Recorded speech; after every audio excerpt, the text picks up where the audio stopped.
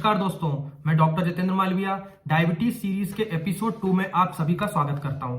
Episode 1 में हमने समझा कि डायबिटीज बीमारी के लिए नॉर्मल ब्लड शुगर रेंज क्या होती है, नॉर्मल व्यक्ति की ब्लड शुगर कितनी होनी चाहिए, साथ में हमने जो डायबिटिक पेशेंट्स होते हैं उनका ब्लड शुगर कितना होना चाहिए।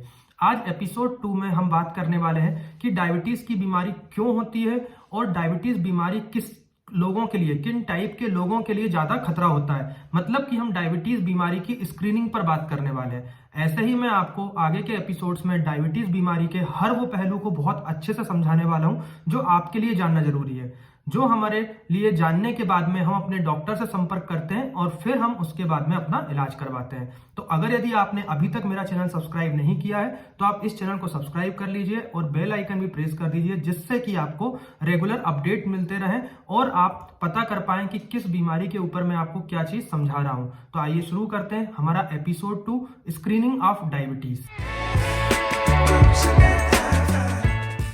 डायबिटीज बीमारी क्यों होती है उसमें मैंने आपको सबसे पहले बताया था शुरुआत में कि डायबिटीज बीमारी होने के पीछे किस ग्रंथि का, किस अंग का योगदान होता है। तो हमारे शरीर में जो पेनक्रियास ग्रंथि होती है, जो पेनक्रियास ग्रंथि हार्मोन सीक्रेट करती है जिसे हम इंसुलिन बोलते हैं, उस इंसुलिन की कमी से या फिर उस इंसुलिन का ठीक से काम ना कर पाने की वजह से हमें शुगर की बीमारी होती है। क्यों? क्योंकि इंसुलिन का काम होता है हमारे शरीर के जो ब्लड शुगर लेवल है, जो शर्करा का लेवल होता है, उसको कम बनाए रखना, जिससे कि वो शुगर हमारे मेटाबोलाइट्स का जो लेवल होता है उसको खराब ना करके हमारे ऑर्गन्स को खराब करना ना शुरू करे। मैं इसके कॉम्प्लिकेशंस क्या होते हैं उसको अलग से बाद में बताऊंगा। तो सबसे पहले जो मैं आपको बता रहा हूं कि इंसुलिन की बात कर रहा हूं, तो इंसुलिन का काम करना जो बंद होता है या कम हो जाता है उसकी सबसे बड़ी वजह होती है ओबेसिटी। अगर यदि हम ओवरवेट हो रहे हैं या ओबेसिटी हो रहे हैं, हमारा जो बीएमआई है 25 से ज्यादा, मतलब कि 25 से ज्यादा हो रहा है, तो इसमें क्या होता है कि इंसुलिन का रेजिस्टेंस आना शुरू हो जाता है। मतलब इंसुलिन तो आ रहा है पर वह इंसुलिन ठीक तरीके से काम नहीं कर पाता, जिस वजह से शुगर का लेवल कम नहीं हो पाता और साथ में हमें क्या हो जाता है, हाइपरग्लाइसीमिया, जिसको हम शुगर की बीमारी बोलने लगते हैं और डायबिटीज बीमारी हमें हो जाती है। इसके अलावा एक और कारण होता है जो हम डायबिटीज या फिर ओबेसिटी के व्यक्तियों में देखते हैं, जिस साइन को हम बोलते हैं एकेंथोसिस नाइग्रिकेंस। आप कैसे पहचानेंगे इसको, एकेंथोसिस नाइग्रिकेंस को?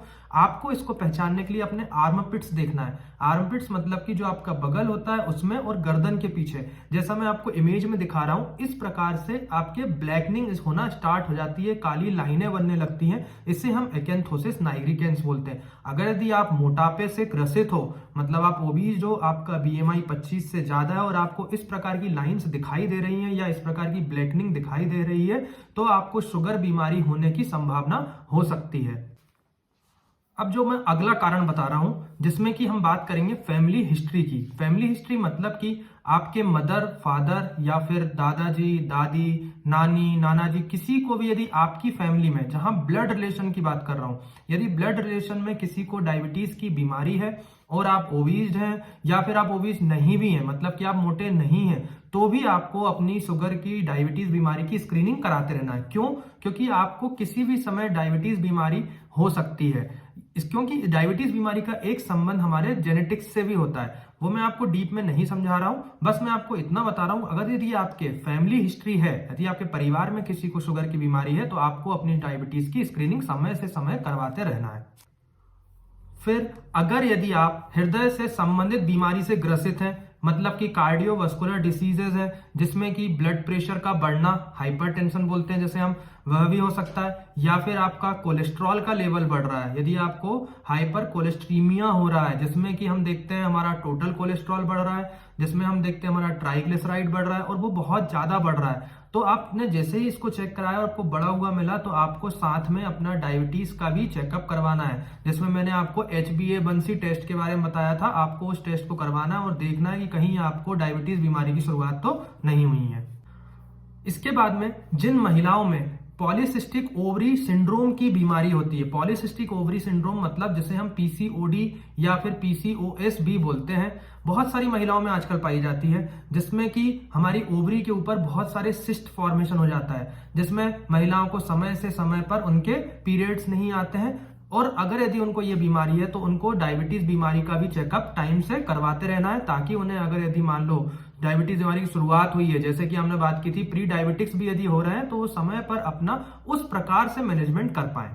अब मैं उन प्रकार की महिलाओं की बात कर रहा हूं जिन्हें प्रेगनेंसी के दौरान, मतलब कि गर्भावस्था के दौरान शुगर बीमारी के सिम्टम्स आए थे, साथ में शुगर बीमारी आई थी, उनका HbA1c बढ़ा हुआ आया था, फास्टिंग ब्लड शुगर बढ़ा आ रहा था, जिसे हमने बोला था जेस्टेशनल डायबिटीज मेलाइटस।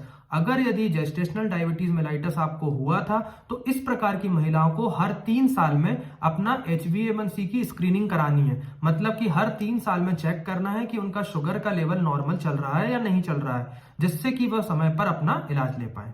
फिर जो लोग HIV पेशेंट्स होते हैं, HIV पेशेंट्स को भी अपना समय पर HbA1c लेवल चेक करवाते रहना चाहिए और उनको देखना चाहिए कि कहीं शुगर बीमारी, डायबिटीज बीमारी की शुरुआत तो नहीं हुई है।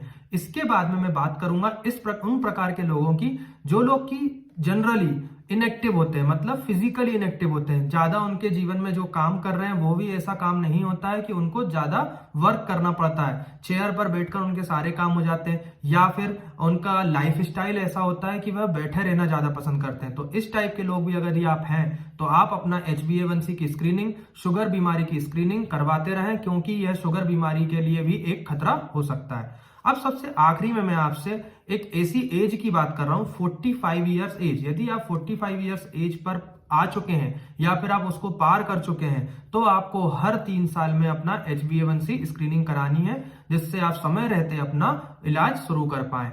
इस तरह से मैंने आपको स्क्रीनिंग के लिए बहुत सारे पॉइंट्स बताए। अब मैं आखिरी में एक और बात बताता हूं कि बहुत से लोग बोलते हैं कि मीठा खाने से शुगर की बीमारी हो जाती है, जबकि मीठा खाने का शुगर की बीमारी होने से संबंध नहीं होता।